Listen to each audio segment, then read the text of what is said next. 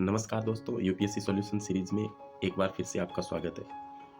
आज हम UPSC prelims paper 2023 के क्वेश्चन को देखने का प्रयास कर रहे हैं। क्वेश्चन यह पूछा गया था, 3 कथन दिए गए थे और उसमें से चूज करना था कि सही कथन कौन-कौन से हैं। पहला कथन इस प्रकार था, किसी संविधान संशोधन विधेयक को भारत के राष्ट्रपति की पूर्व सिफारिश की अपेक्षा होती है।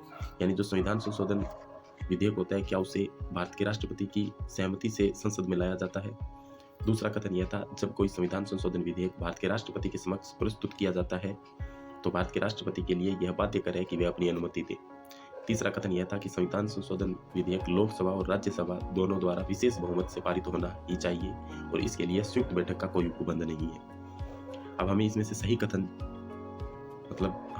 सही कथन चुनना है कि ये जो 3 कथन दिए गए उनमें से कौन कौन से कथन सही है।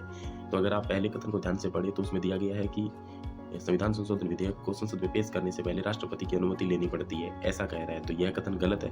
अगर इसके आधार पर हम एलिमिनेट करने का प्रयास करें तो ऑप्शन ए नहीं हो सकता क्योंकि इसमें 1 नंबर आया हुआ है। ऑप्शन सी भी नहीं हो सकता, ऑप्शन डी भी नहीं हो सकता। एक ही ऑप्शन बचता है जो ऑप्शन बी है। अतः इस क्वेश्चन का आंसर होगा ऑप्शन बी, यानी कथन 2 और 3 सही है, बाकी सब गलत है। नमस्कार दोस्तों, यूपीएससी सॉल्यूशन सीरीज में एक बार